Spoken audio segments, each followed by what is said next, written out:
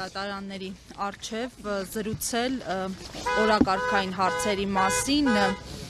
այսօր հերթական այսպես դատական նիստն է նախ ակնկալիքների մասին խոսենք, որովհետև խափանման միջոցի հարցել է քննվելու եւ հետո այս շղթայի մասին ինչպես անել, որ այլևս դատարանների մոտ չհանդիպենք էլի այս գործերով։ Նախ ակնկալիքների մասով գիտենք, որ մեծամասամբ որոշումները այստեղ չեն կայացվում, ուրիշ տեղեր են կայացվում, գիտենք ում հրահանգներով այլևս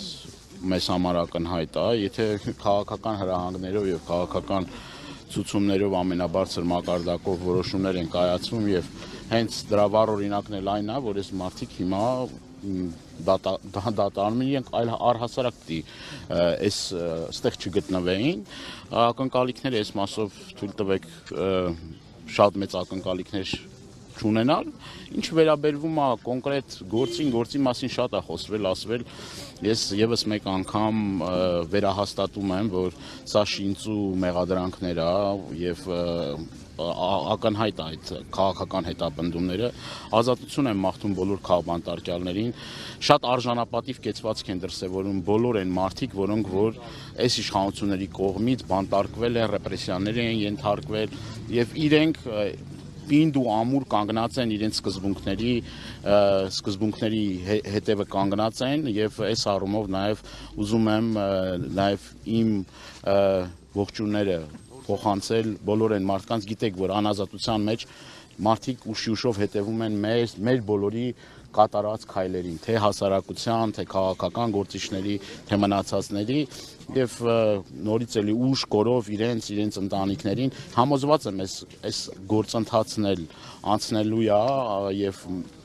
հաղթանակով է պսակվելու, ժամկետների առումով չեմ կարող ոչ մի բան ասեմ, բայց ամեն ինչ հաղթանակով է պսակվելու, մարդիկ հայտնվելու են ազատության մեջ եւ բոլոր այն մարդիկ ես անընդհատ սա կրկնում եմ, բոլոր այն մարդիկ, այն դերակատարները, որոնք որ կմասնակցեն այս կեղծիքին, վաղը մյուս օր իրենք պատասխանատվության են ենթարկվել։ Դուք տեսաք մի քանի ժամ առաջ մամուլում էլ հաղորդագրություն տարածվեց, որ Միքայել Սրբազանի եւ Բագրատ Սրբազանի գործով անցնող դատախազը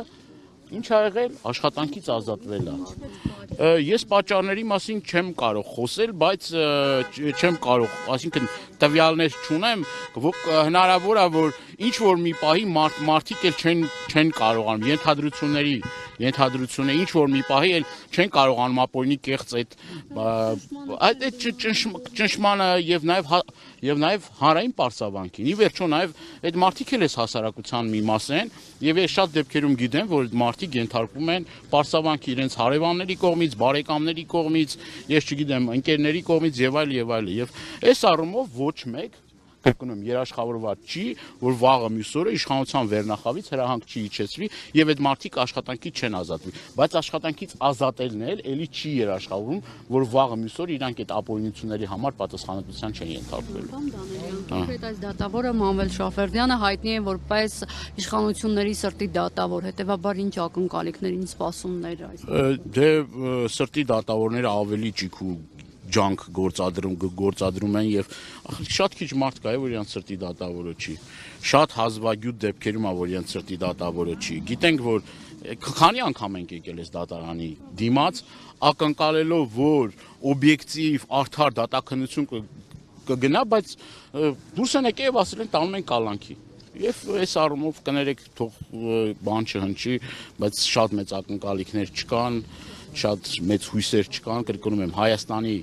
դատական համակարգը եւ այն բոլոր համակարգները ուզուրպացված են իշխանությունների կողմից։ Պարոն Դանելյան, առաջիկա ընտրությունների հետ կապված իրատեսական հույսեր կապում եք։ Ցանկացած process, այդ թվում նաև